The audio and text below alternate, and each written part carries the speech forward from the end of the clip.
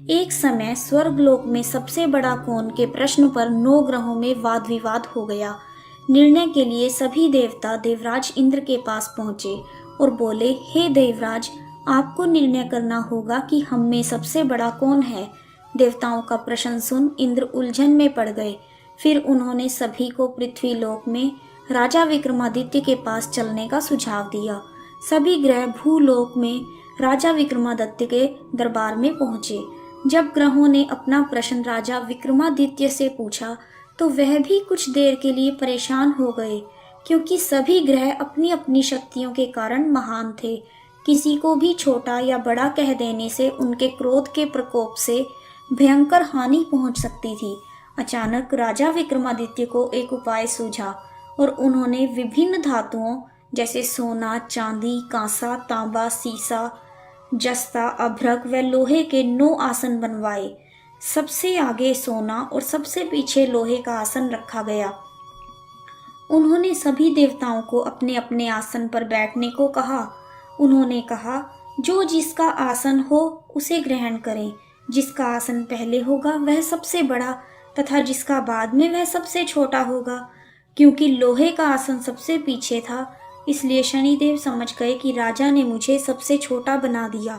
इस निर्णय से शनिदेव रुष्ट होकर बोले, हे राजन, तुमने मुझे सबसे पीछे बैठाकर मेरा अपमान किया है। तुम मेरी शक्तियों से परिचित नहीं हो। सूर्य एक राशि पर 1 महीने, चंद्रमा 2 महीने 2 दिन, मंगल 1.5 महीने, बुध और शुक्र 1 महीने, बृहस्पति 13 महीने रहते हैं। लेकिन मैं किसी भी राशि पर 2.5 वर्ष से लेकर 7.5 वर्ष तक रहता हूँ। बड़े बड़े देवताओं को मैंने अपने प्रकोप से पीड़ित किया है। अब तू भी मेरे प्रकोप से सावधान रहना। इस पर राजा विक्रमादित्य बोले, जो कुछ मेरे भाग्य में होगा देखा जाएगा। इसके बाद अन्य ग्रहों के देवता तो प्रसन्नता के साथ चले गए, परंतु शनिदेव बड़े क्रोध के साथ वहां से विदा हुए। कुछ समय बाद राजा विक्रमादित्य पर साढ़ सती की दशा आई तो शनिदेव ने घोड़े के व्यापारी का रूप धारण किया और बहुत से घोड़ों के साथ विक्रमादित्य की नगर में पहुंच गए। राजा विक्रमादित्य उन घोड़ों को देखकर एक अच्छे से घोड़े को अपनी सवारी के लिए चुनकर उस पर चढ़ गए। राजा जैसे ही उस घोड़े पर सवार हुए, वह बिजली की गति से दौड़ पड़ा। तेजी से दौड़ता हुआ घोड़ा राजा को दूर एक जंगल में ले गया और फिर वहां राजा को गिराकर गायब हो गया। राजा अपने नगर लौटने के लिए जंगल में भटकने लगा, पर उसे कोई रास्ता नहीं मिला। राजा को भूख प्यास भी लगी। बहुत घूमने पर उन्हें एक चरवाहा मिला। राजा ने उससे पानी मांगा। पानी पीकर राजा ने उस चरवाहे को अपनी अंगूठी दे दी और उससे रास्ता पूछकर जंगल से निकलकर पास के नगर में चल दिया। नगर पहुंचकर राजा एक सेठ की दुकान पर बैठ गए। राजा के कुछ देर दुकान पर बैठने से सेठ की बहुत बिक्री हुई। सेठ ने राजा को भाग्यवान समझा और उसे अपने घर भोजन पर ले गया। सेठ के घर में सोने का हार खूंटी पर लटका हुआ था। राजा को उस कमरे में छोड़कर सेठ कुछ देर के लिए बाहर चला गया। तभी एक आश्चर्यजनक घटना घटी। राजा के देखते देखते खूंटी सोने के उस हार को निगल गई।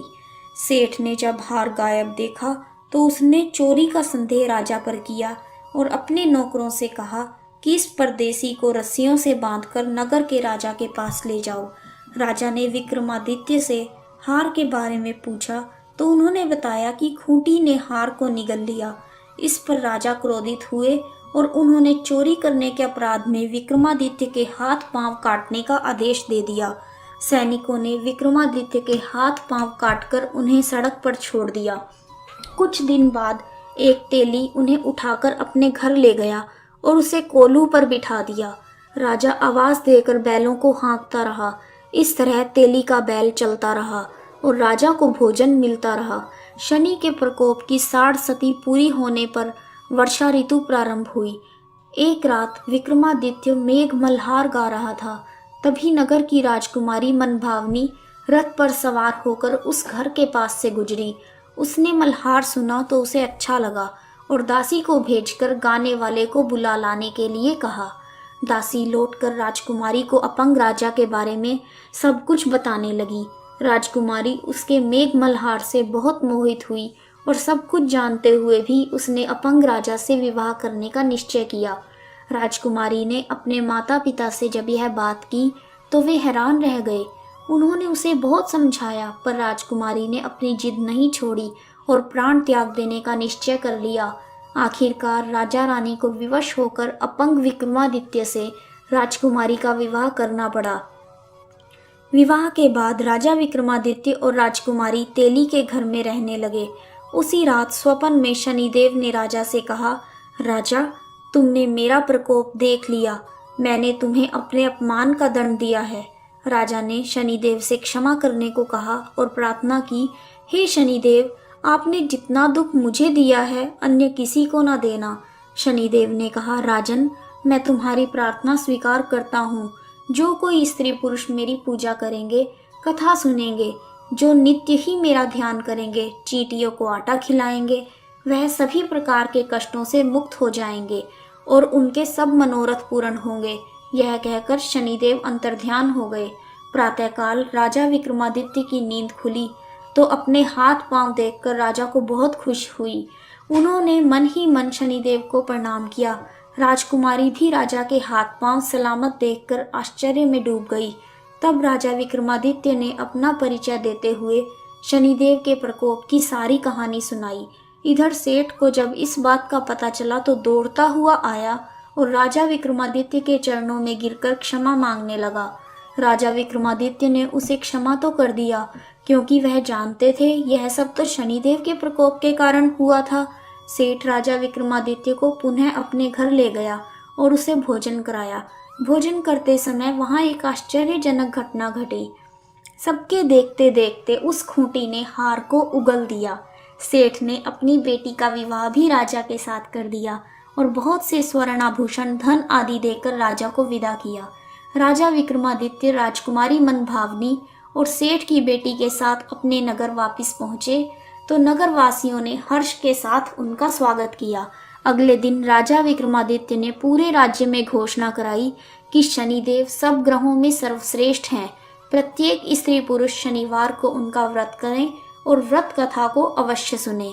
राजकुमार विक्रमादित्य की घोषणा से शनिदेव बहुत प्रसन्न हुए और शनिवार का व्रत करने और व्रत कथा सुनने से शनिदेव की अनुकंपा सब पर बनी रहती है और जातक के सभी दुख दूर होते हैं। जय शनिदेव।